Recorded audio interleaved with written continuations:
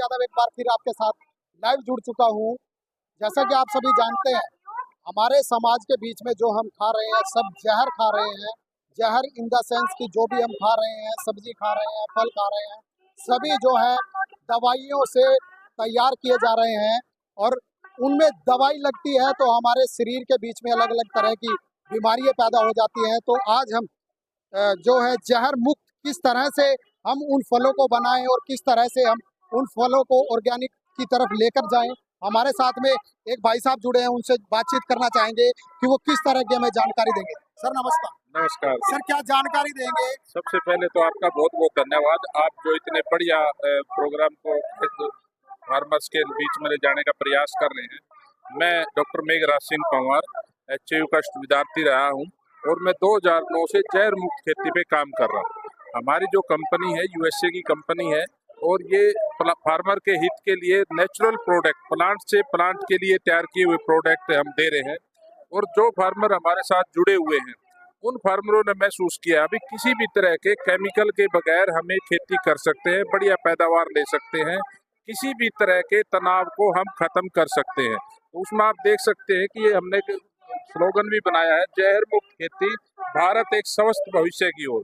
क्योंकि आज आप देखेंगे कि भी चाहे पशु की बात हो, चाहे ह्यूमन बीइंग की बात हो, चाहे या फसल की बात हो, देखने में बहुत अच्छा लगता है पर उस पर हम पैदावार नहीं ले पाते। पशु को हम गाभिन नहीं कर पाते, प्रॉपर उसका जो पीरियड होता है वो पूरा नहीं हो पाता।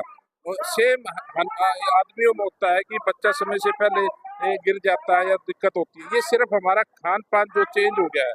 आप 40 साल पीछे जाएंगे तो आपको पता लगेगा कि भाई हमें किसी भी तरह की बीमारी का किसी हॉस्पिटल के हमने इतनी जरूरत नहीं थी जितनी आज हम सुबह खाते ही हम तुरंत हॉस्पिटल की तरफ जाते हैं। तो मेरा सिर्फ ये निवेदन है कि भाई जहर मुक्त खेती आप करें, किसी भी तरह के बकावे में ना आए। जो यूरिया DAP अंधाधुंध इस्तेमाल हो रहा है उसको कम करें, किसी भी चीज को बंद ना करें, कम करें। और जितना केमिकल फर्टिलाइजर या केमिकल इंसेक्टिसाइड, पेस्टिसाइड आप उसमें यूज कर रहे हैं, चाहे आप हर्बिसाइड के रूप में है, चाहे फंजीसाइड के रूप में, किसी भी रूप में है, उसको कम करें और कब धीरे धीरे ऑर्गेनिक प्रोडक्टों को अपने उसमें डालें और फसल बढ़िया होगी, आपकी सेहत बढ़िया होगी।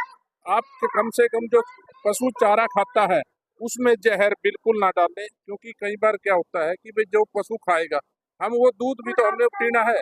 हम ये नहीं कह सकते भाई हम बहुत बढ़िया भैंस का या उसका दूध पी रहे, हम जहर खिलाएंगे तो जहर ही पिएंगे। तो मेरा आप लोगों से ये अनुरोध है कि भाई आप फार्मर अभी जाके, और अभी 15 दिन भारत सरकार ने कैंपेन चलाया था पूरे भारत के अंदर 29 जून से लेके 29 मई से लेके 12 जून तक कि भाई यूरिया कम करें, DAP कम करें, इंसेक्टिसाइड पेस्टिसाइड कम करें।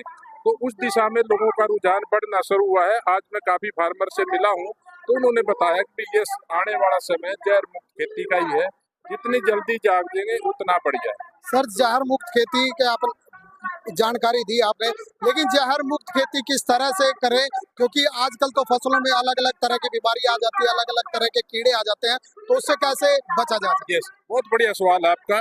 जहाँ तक कीड़े की बात है, एक माइंड सेट होता है हमारा भी, कीड़े के लिए हमें महंगी महंगी दवाइयों का स्प्रे करना पड़ता है।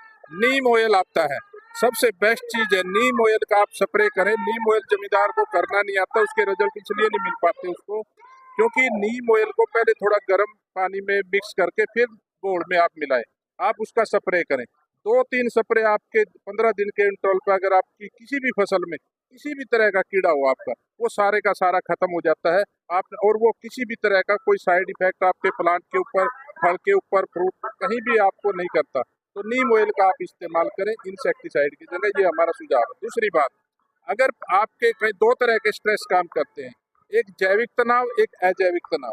जैविक तनाव क्या होता है भी किसी भी तरह का कीड़ा लग जाना या कोई बीमारी लग जाना, इससे हमारी फसल को ज्यादा नुकसान नहीं होता, 25 से 30% से ज्यादा नुकसान नहीं होता, यील्ड का इससे ज्यादा इफेक्ट नहीं आता।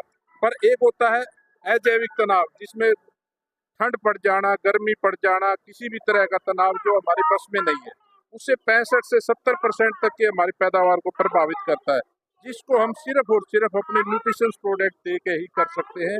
और प्रैक्टिकली मैं दावे के साथ कहता हूँ कि भाई आपकी फसल भी बढ़िया होगी, आपका फल भी बढ़िया होगा, पैदावार भी ज्यादा होगी, फंजीसाइड के खर्चे आपके बिल्कुल कांटा लग जाएगा।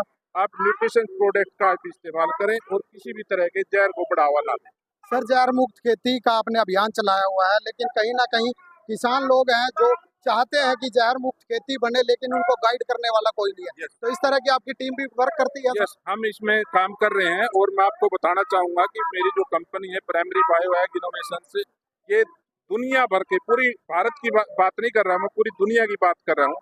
पूरी दुनिया में जितने भी बायो के ऊपर जितने भी इनोवेशन साल में होते हैं, हर साल इनको एक प्लेटफार्म पर हम इकट्ठा करते हैं। अब की बार दिल्ली में इकट्ठे हुए थे 23 से 25 अप्रैल, अगले साल स्पेन में है 21 से 23 अप्रैल। तो हर साल अप्रैल में ही होता है, देश अलग होता है।